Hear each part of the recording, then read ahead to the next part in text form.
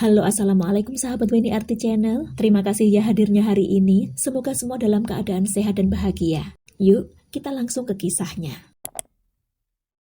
Zaki Afrizal Nur Faizin, seorang pria asal Jawa Tengah yang kala itu berusia 27 tahun. Dengan semangatnya mencari rezeki di ibu kota Jakarta.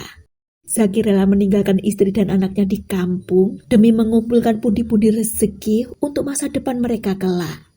Zaki ini sehari-hari dagang nasi goreng keliling ya, di sekitaran Palmerah, Jakarta Barat. Sosoknya dikenal baik, sangat ramah dan alim.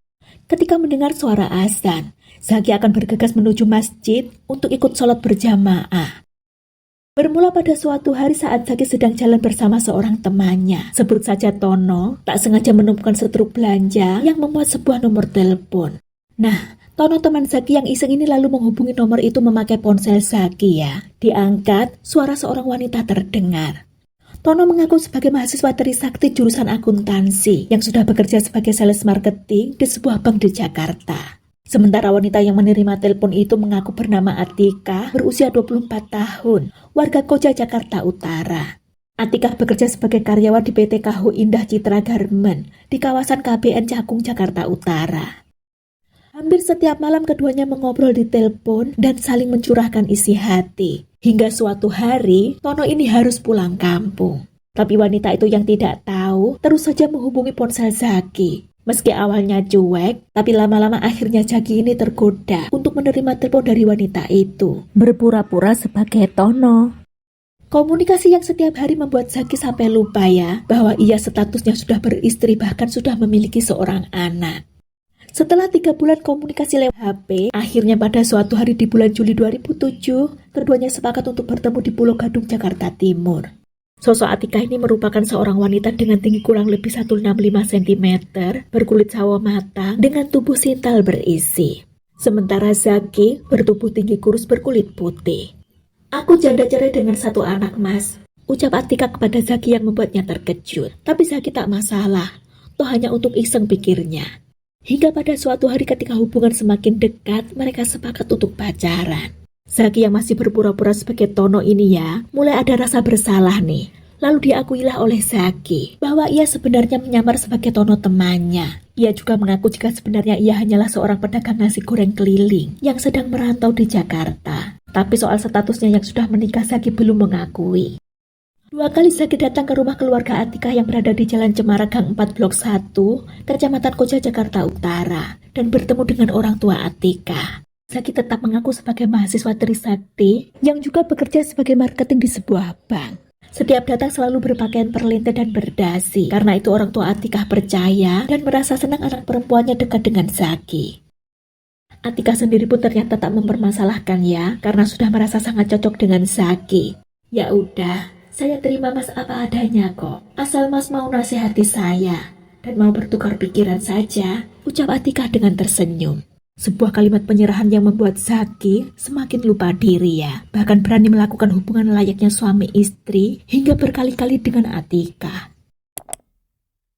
Memasuki akhir tahun 2007, ketika hubungan mereka sudah berjalan kurang lebih 6 bulan, Atika mulai ingin serius dan minta dinikahi.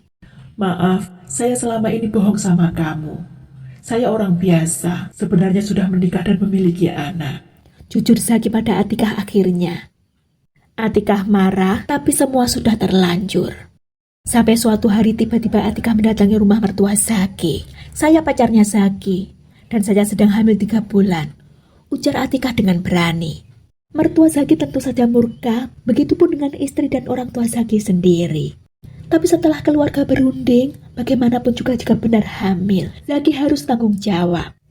Setelahnya dengan tertekan Zaki mendatangi rumah Atika, tapi kebetulan Atika sedang tidak ada di rumah. Saat mengatakan kepada orang tua Atika tentang masalahnya, orang tua Atika marah dengan berbagai caci makinya pada Zaki. Saat sama-sama dalam kondisi emosi, Zaki dan orang tua Atika ini lalu sepakat untuk melakukan tes DNA, guna memastikan apakah anak yang dikandung Atika benar-benar anak Zaki. Zaki lalu menemui Atika di tempat kerjanya dan mengatakan tentang niatnya untuk melakukan tes DNA itu. Tapi Atika sepertinya marah dan kecewa, lalu pergi meninggalkan Zaki ke Sukabumi dengan alasan pekerjaan. Dan Zaki yang ditinggalkan begitu saja tersinggung atas sikap Atika. Ia merasa dipermainkan. Apalagi saat itu ia tertekan akibat kemarahan istri, orang tua dan juga mertuanya.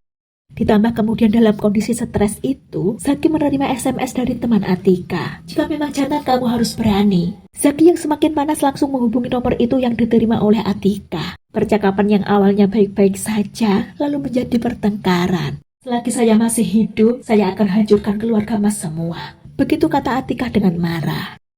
Hari Kamis 17 Januari 2008 sejoli itu akhirnya ketemuan, yakni di halte depan Plaza Koja, Jakarta Utara. Di halte yang hanya berjarak 3 km dari rumah Atika itu, mereka bertengkar hebat. Di mana dalam keributan itu, mereka melibatkan istri dan anak Zaki yang dihubungi Atika via telepon. Pertengkaran bahkan memanas ketika Atika memaki-maki istri Zaki yang sebenarnya tidak bersalah. Karena itu, Zaki lalu mengajak Atika untuk mencari hotel saja agar bisa berbicara dengan tenang. Sekitar pukul 8 malam, motor Jupiter Z yang mereka kendarai tiba di sebuah hotel melati. Sebut saja Hotel BM, Jalan Berdikari nomor 8A, Rawabada, Kecamatan Koja, Jakarta Utara. Di dalam kamar 17AB yang berada di pojok lantai 2, Atika kembali minta dinikahi. Mas, perut saya semakin besar. Saya mau dinikahi tapi tanpa janin. Jadi saya minta duit ya untuk gugurkan kandungan ini. Rayu Atika kepada Zaki. Ketegangan sempat mereda ketika sejoli ini saling mengungkapkan rasa sayang, lalu melakukan hubungan badan. Tapi di tengah pertempuran itu Zaki lalu menyadari sesuatu, jika Atika ternyata sedang menjebaknya. Karena ternyata diam-diam Atika menelepon istri Zaki lagi dan membiarkan panggilan tetap tersambung, sehingga istri Zaki mendengar adegan mesra antara Zaki dengan Atika. Ketika itulah emosi Zaki seketika meledak, ditinjunya rahang Atika. Mas, matiin saya saja. Kalau mas berani, tantang Atika sambil menangis, dan Zaki pun semakin gelap mata. Zaki menampar lagi, dibalas tamparan juga oleh Atika, lalu keduanya saling cekik yang dimenangkan oleh Zaki. Setelah melihat Atika sudah lemas, Zaki mengambil pisau dari dalam tasnya, yang ternyata sudah ia siapkan. Atika yang mulai takut berusaha merebut pisau itu sambil terus memaki Zaki. Dan Zaki yang dimaki-maki semakin kesetanan ya. Ia menusukkan pisaunya itu ke dada kiri Atika, yang seketika membuatnya kehilangan nyawa. Untuk menghilangkan jejak, dengan teganya Zaki menggunakan pisau kecilnya itu untuk memotong leher korban. Pisau sempat bengkok bahkan hampir patah. Setelah diluruskannya lagi, Zaki melanjutkan aksinya memisahkan kepala korban. Potongan kepala dan baju korban dimasukkannya ke dalam plastik, lalu dimasukkannya ke dalam tas ranselnya. Sementara bagian tubuhnya disembunyikannya di kolong ranjang. Kamar yang penuh bercak darah dibersihkannya oleh Zaki. Bahkan spray, handuk dan bantal yang berlumuran darah itu pun diganti dengan yang masih bersih, yang diambilnya dari kamar sebelah. Malam itu juga Zaki keluar kamar hotel sambil menenteng tas ranselnya itu tanpa ketahuan resepsionis. Tas ransel yang isinya mengerikan itu lalu dibuangnya di Kali Kresek Koja, yang letaknya di tengah-tengah antara rumah Atika dengan Hotel BM. Sementara uang senilai 120.000, satu unit ponsel Nokia, dan motor Yamaha Jupiter Z milik Atika. Semua dibawa Zaki pulang ke kontrakannya. Sementara di Hotel BM tengah malam itu petugas hotel dikagetkan dengan temuan ceceran darah di lantai hotel. Setelah ditelusuri ternyata mengarah ke kamar pojok yang terletak di lantai 2, yakni kamar 17AB.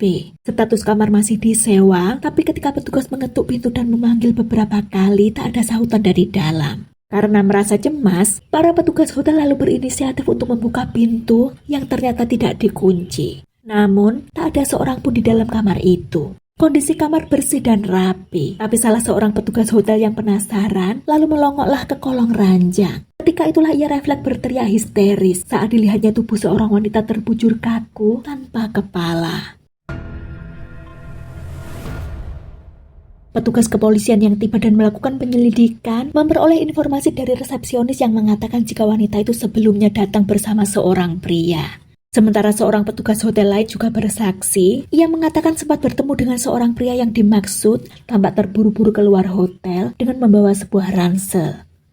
Sementara keesokan harinya di tempat lain, Mukhtar ayah Atika yang beralamat di Kelurahan Lagoa, Kecamatan Koja, Jakarta Utara mulai bingung karena Atika belum juga pulang. Setelah sehari sebelumnya mengirim SMS berkata akan menginap di rumah temannya. Barulah pada 19 Januari, Mukhtar ini mendapat SMS dari nomor Atika lagi, yang mengabarkan jika sedang sakit dan berada di Sukabumi karena urusan pekerjaan. Tapi ketenangan itu kembali berubah cemas sebab Atika tak pernah mengangkat telepon atau membalas SMS lagi. Karena khawatir ayah Atikah ini lalu mendatangi tempat kerja Atikah ya, untuk memastikan. Dan benar saja, pihak perusahaan mengatakan tidak ada tugas ke Sukabumi. Kecemasan keluarga semakin menjadi ketika ada SMS lagi dari nomor Atikah, yang kali ini mengatakan jika ia mendapat musibah, telah dirampok dan diperkoas, dan katanya dibuang di daerah Cibubur. Karena merasa ada yang janggal, ayahnya lalu melaporkan hilangnya Atikah itu ke Polres Jakarta Utara. Lalu keesokannya 20 Januari 2008, petugas kebersihan menemukan potongan kepala seorang wanita di antara tumpukan sampah di pintu air Kali Kresek Koja, tepatnya di Jalan Raya Cilincing. Penemuan itu segera diselidiki karena polisi yakin itu adalah bagian dari tubuh wanita yang ditemukan di kolong ranjang di Hotel BM sebelumnya. Dokter forensik RSCM yang melakukan pemeriksaan menyatakan jika bagian kepala dan tubuh yang ditemukan itu adalah satu orang yang sama. Sidik jarinya pun cocok dengan sidik jari anak perempuan Mokhtar yang telah dilaporkan hilang itu. Lemah sudah tubuh Mokhtar sang ayah ketika itu setelah mendapat kepastian jika putrinya Atikah ternyata telah tewas dengan cara yang sangat mengerikan. Polisi yang melakukan penyelidikan lalu menelusuri sinyal ponsel milik Atikah yang diduga kuat dibawa oleh pelaku. Akhirnya pada 22 Januari 2008 atau 5 hari usai pembunuhan, polisi menangkap Zaki di rumah kontrakannya yang menjadi pangkalan para pedagang naskor dan beberapa pedagang lainnya yang beralamat di Jalan Kota Bambu Utara 2, Palmerah, Jakarta Barat. Dari penangkapan itu, polisi pun berhasil mengamankan barang bukti berupa KTP atas nama Atikah Setiani, berusia 24 tahun, 1 unit motor Yamaha Jupiter Z, bernopol B6745 UGR atas nama Atikah Setiani, helm dan HP milik korban, HP milik pelaku, dan sepatu milik pelaku, yang ternyata masih ada bercak darah korban di sana. Penangkapan Zaki membuat warga sekitarnya geger. Tetangganya seolah tak percaya jika Zaki, yang dikenal baik dan alim, bisa berbuat sekeji itu. Kepada penyidik Mapolda Metro Jaya, Zaki mengakui ia emosi saat Atikah ternyata menelpon istrinya ketika mereka di hotel sedang berhubungan badan. Ia pun kesal sebab korban meminta uang 3 juta rupiah yang katanya untuk gugurkan kandungan, sementara Zaki tak punya uang sebanyak itu. Atas ulahnya tersebut akhirnya, pada September 2008, Majelis Hakim Pengadilan Negeri Jakarta Utara memvonis Zaki Afrizal Nur Faizin, sang tukang naskor ini dengan hukuman penjara seumur hidup. Yuk, lagi-lagi saya ingatkan ya, ayolah kita ambil pembelajaran dari setiap kisah dan kasus yang ada. Ambil sisi baiknya, jangan ditiru yang buruk-buruk. Terima kasih waktunya ya, jaga diri semuanya, see you. Wassalamualaikum warahmatullahi wabarakatuh.